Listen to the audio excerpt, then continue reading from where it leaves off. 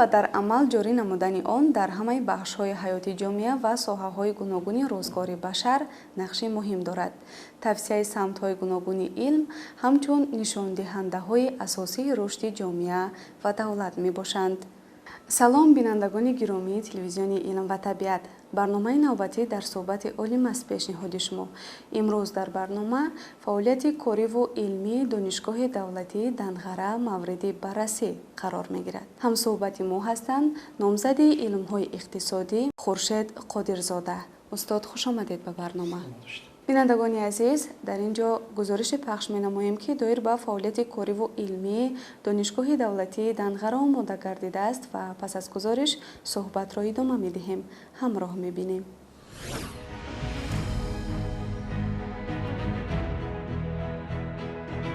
донишгоҳи давлатии Данғара дар тайёр намудани кадрҳои баландихтисос саҳми хешро гузоштааст. ба донишҷӯёни донишгоҳ олимони намоёни ҷумҳурии таълиму тарбия медиҳанд. бо мақсади самарабахш ба роҳ мондани корҳои таълимӣ ва илмию методӣ, ҳайати омӯзгорон ба таври назаррас дар таҳияи барномаҳои таълимӣ, таълифу нашри китобҳои дарсӣ, маводи таълимӣ, дастурҳои методӣ иштирок менамоянд.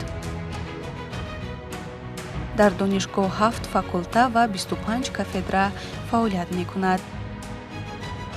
ҳамчунин дар донишгоҳ зинаҳои таҳсилоти бакалавр, магистратура, доктор PhD, доктор аз рӯи ихтисос мутахассисон омода гардида, таҳсил дар гурӯҳҳои таълимии донишгоҳ бо забонҳои тоҷикӣ, русӣ ва англисӣ ба роҳ монда шудааст.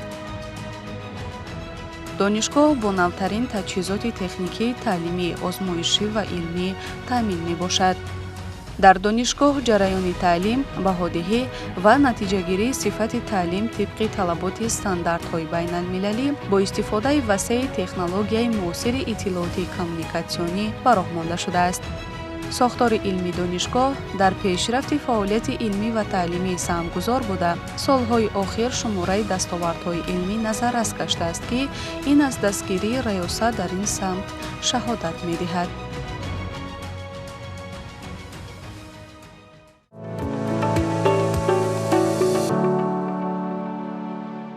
таъсис додани донишгоҳи давлатии Данғара барои омода намудани мутахассисони кадом соҳа нигаронида шудааст?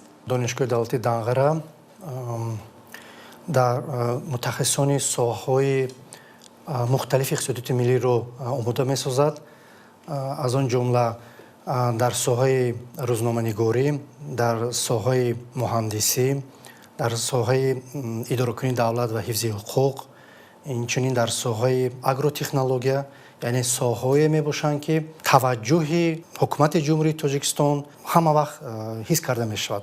аз ин нуқтаи назар омодасозии кадрҳои баландихтисос махсусан барои минтақаҳои дурдасти ҷумҳурии Тоҷикистон, яъне аз манфиат холӣ намебошад. аз ин нуқтаи назар яке аз самтҳои муҳими фаъолияти донишгоҳи давлатии Данғара ин дар самти корҳои илмӣ тадқиқотӣ ки ҷузъи бисёр муҳими фаъолияти дилхоҳ донишгоҳ ба ҳисоб меравад ва натиҷагирии он дар амалия аз он шаҳодат метиҳад ки корҳои илмӣ тадқиқотӣ дар ин ё он муассиса дар кадом сатҳ қарор дорад. вобаста ба ин масъала бояд қайд намуд ки корҳои илмӣ тадқиқотӣ яъне дар донишгоҳ амалишаванда аз якчанд самт иборат мебошад.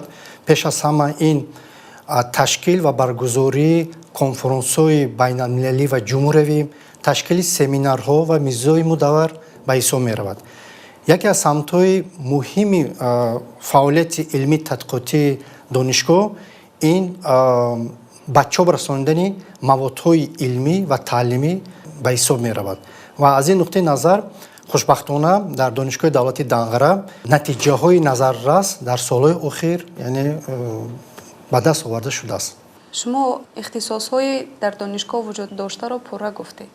хуб аз рӯи ҳамин ихтисосҳо дар кадом самтҳо корҳои илмӣ бурда мешаванд? дар донишгоҳи давлатии Данғара дар сохтори он 7 факултет, 25 кафедра, 66 ихтисос дар зини бакалавр ва 12 ихтисос дар зини магистратура фаъолият мекунанд.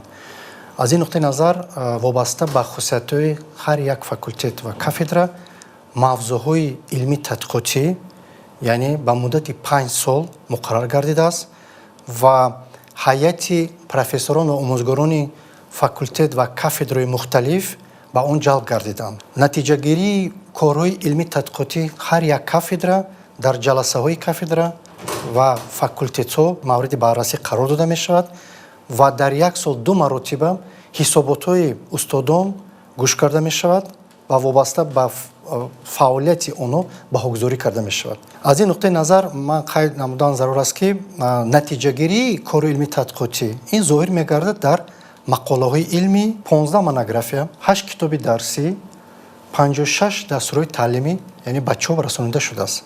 ин аз он шаҳодат медиҳад ки воқеан устодони донишгоҳи давлатии Данғара дар самти иҷроиши корҳои илмии тадқиқотӣ ба муваффақиятҳои назаррас ноил гардиданд.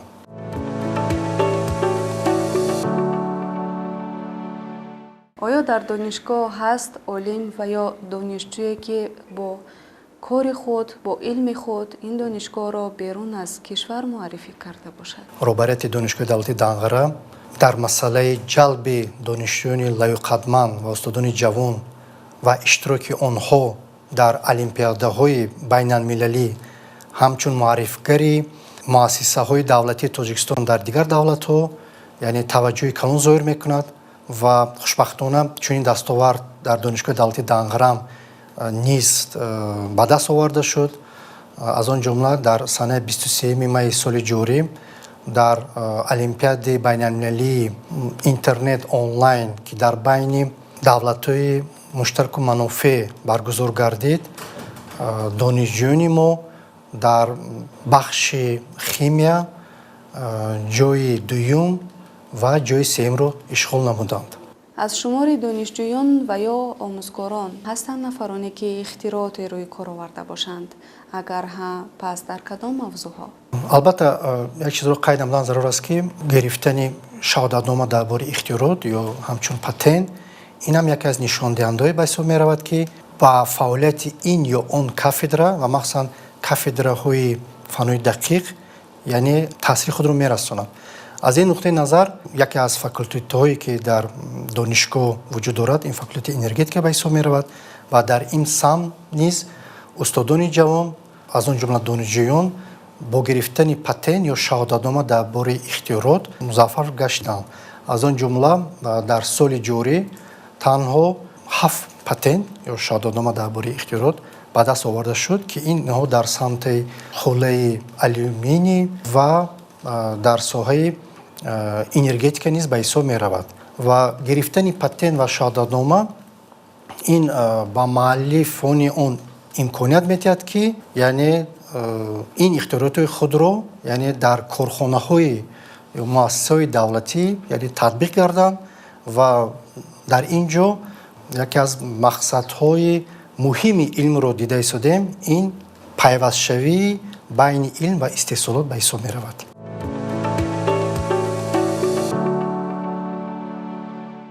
шумораи донишҷӯёни донишгоҳ чӣ қадар аст?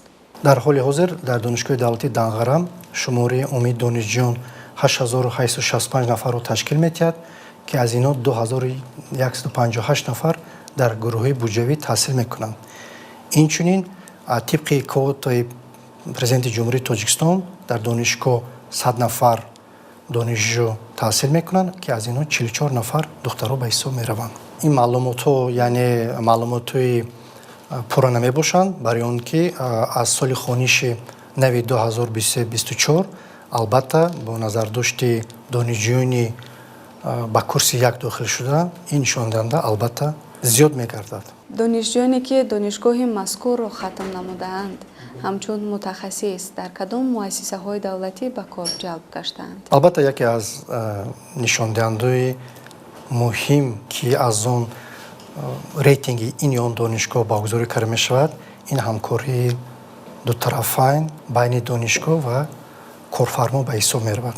аз ин нуқтаи назар хаткунандагони донишгоҳи мо дар ҳамаи муассисаҳои давлатӣ аз он ҷумла дар мақомоти молия, мақомоти андоз дар мақомотҳои кишоварзӣ, таъминоти барқ, мактабҳои миёна, мактабҳои махсусгардонидашуда фаъолият доранд ва дар ин самтам низ роҳбарияти донишгоҳ кӯшиш ба харҷ медиҳад, ки ҳамкории зичи байни донишгоҳ ва муассисаи олии таҳсилот, яъне ба воситаи ҷалби мутахассисон дар баргузории дарсҳои лексионӣ ва амалӣ, инчунин дар таҳияи барномаҳо ва силабусҳои таълимӣ ба вуҷуд ояд. Чунки дар он вақте ки донишҷӯ талаботи корфарморо медонад ва ин талаботҳо дар нақшаҳои таълимӣ, дар маводҳои лексионӣ ҷой дода мешавад, албатта баъди хатми донишгоҳ донишҷӯён аллакай омода ҳастанд ва онҳо бевосита даври гузариши онҳо ба истеҳсолот, яъне бомаром ва дар сатҳи баланд сурат мегирад. Аз ин нуқтаи назар донишҷӯёни мо, яъне ва умуман кафедраҳо кӯшиш ба харҷ дода истоданд, ки мутахассисони ин соҳаҳоро дар раванди таълим яъне ҷалб намоянд. яъне ҳамчун мутахассис аз ҷумла омӯзгор, ҳуқуқшинос, иқтисодчӣ ва амсоли ҳаминҳо метавонанд кору фаъолияти худро идома диҳанд. Албатта хатмкунандагони донишгоҳи мо вақте ки ба бозори меҳнат яъне муроҷиат мекунанд, албатта дар ин муассисаҳо мо медонем, ки дар асоси озмунҳо баргузор мегардад ба кор қабул кардан ва албатта як чизро бояд қайд намоем, ки байни донишгоҳам низ рақобат вуҷуд дорад ва ин рақобат ба он оварда мерасонад, ки яъне дар тайёр кардани мутахассисони ба бозори меҳнат ҷавобгӯй бояд ҳамаи нерӯи зеҳнии устодон бояд яъне сафарбар карда шавад ва танҳо дар ин ҳолат мо метавонем муваффақ гардем.